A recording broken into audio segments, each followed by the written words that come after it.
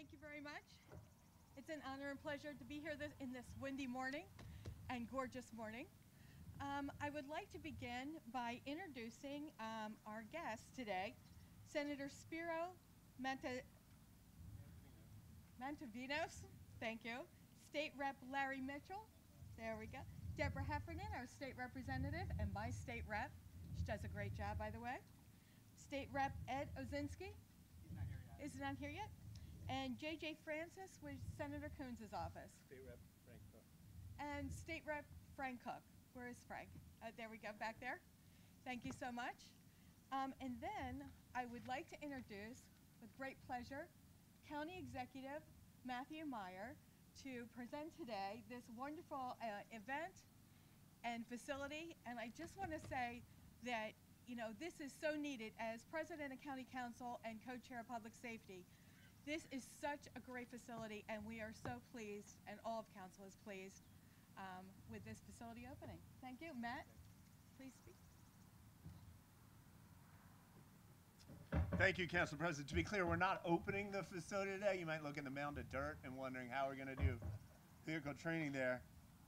We're not quite ready, but thank you, Council President, for coming today, and thank you to all the uniformed officers for coming today. Police, paramedic, 911, and fire service as well. This really ultimately is about you.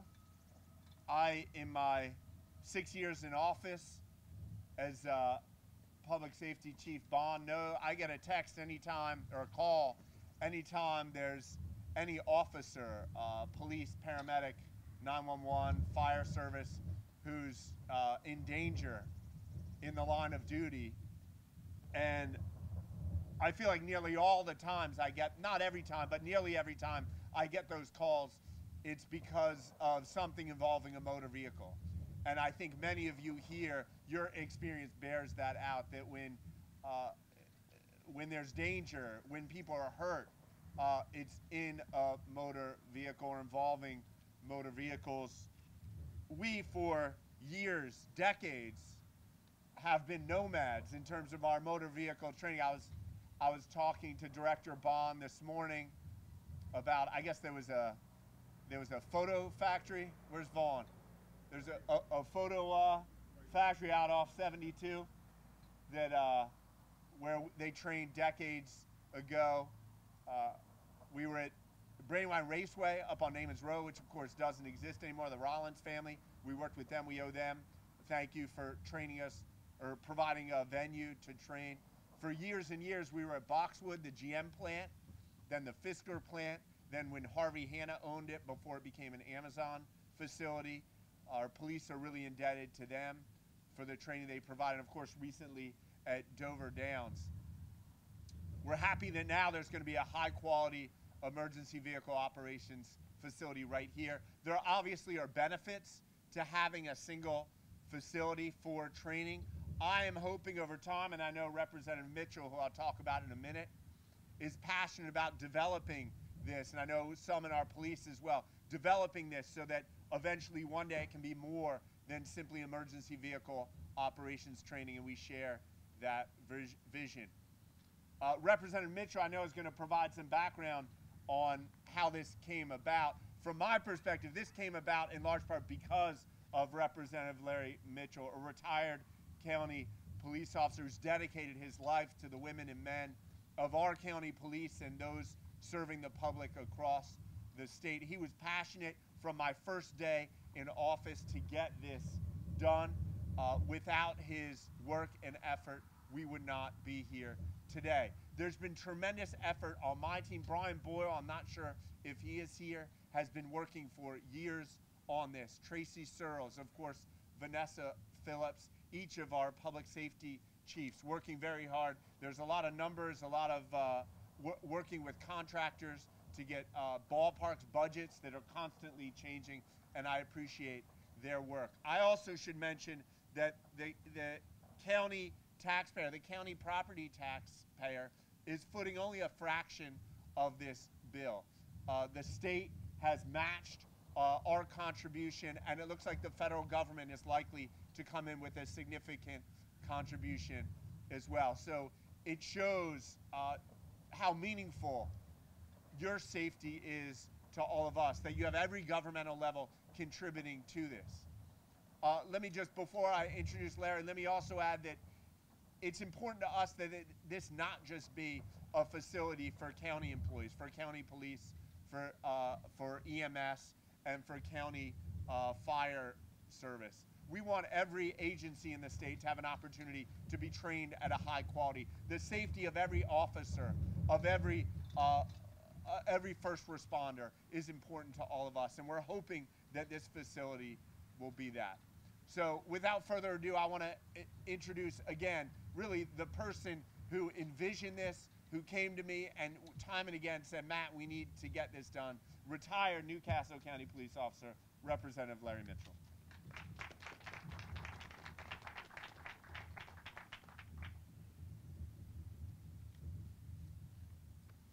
Thank you, Matt. And I first want to say thank you to the members of the Newcastle County Police, and I can, as Matt said, I'm a retiree, so I can call them my brothers and sisters of law enforcement.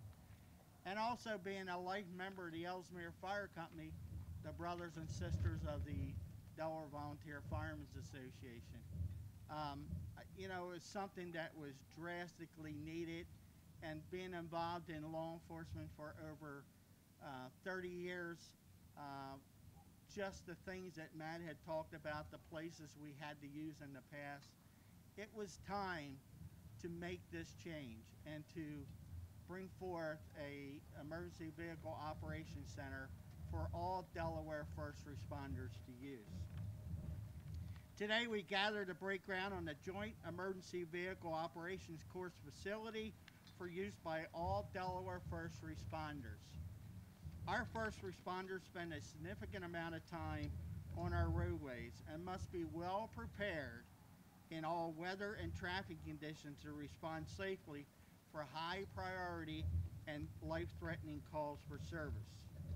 When seconds count in life-saving, our first responders need to be in command of their vehicle, and that requires regular and high-quality training to build and maintain driving skills to keep themselves and the community they serve safe. There are currently no official EVOC facilities in this state. Instead, our first responders must rely on temporary arrangements with private facilities, with large parking lots or open space to reserve and set up training road courses. We owe it to our first responders and the community to have well-trained personnel protecting our communities by providing training and continual training to our first responders.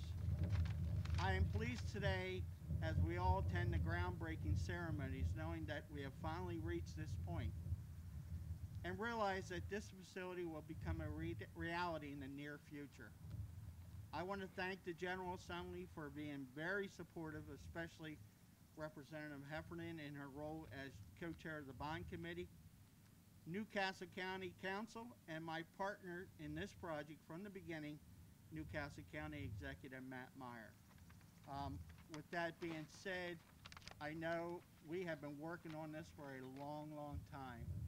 And as I envision this being a special day today, as far as the groundbreaking, I'm also looking forward and can't wait for the day that we enter through those gates and this full facility is built and our first responders are able to use it. So with that being said, I hope we are able to continue to get our funding and we move forward and provide the highest innovating training facility for all first responders. With that being said, I'd like to introduce our co-chair of the Bond Committee in the Delaware General Assembly, Deb Heffernan.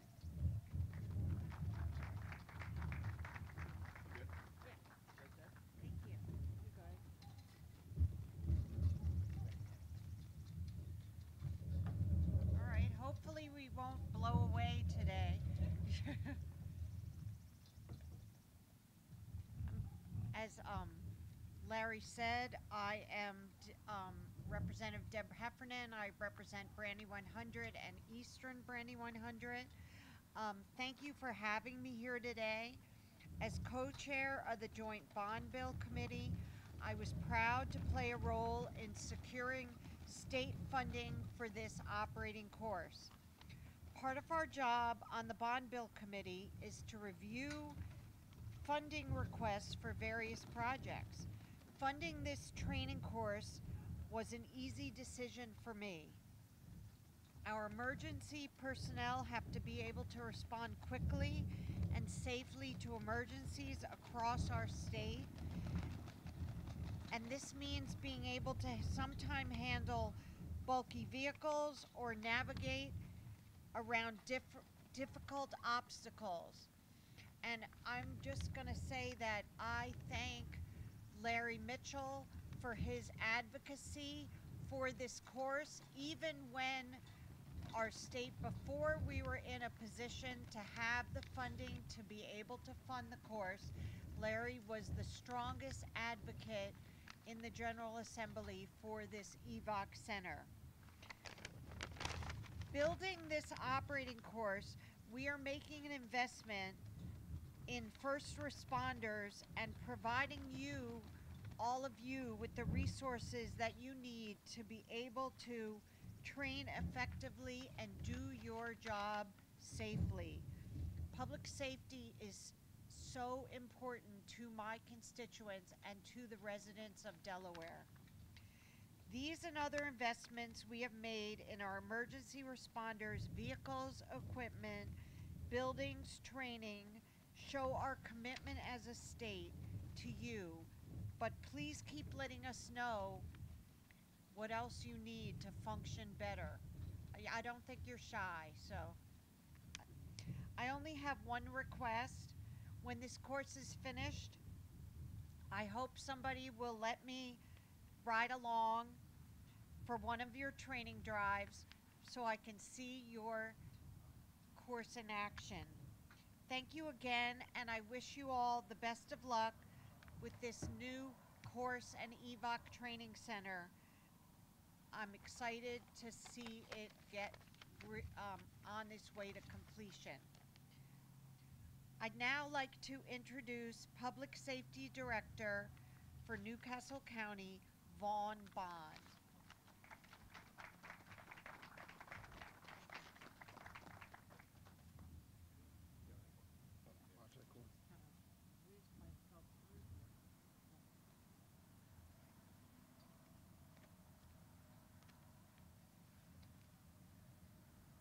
Well, good morning, everyone, and thank you for taking time to join us today. You know, there's a lot of emotions, honestly, when I think about what we're embarking on today. This is a long time coming.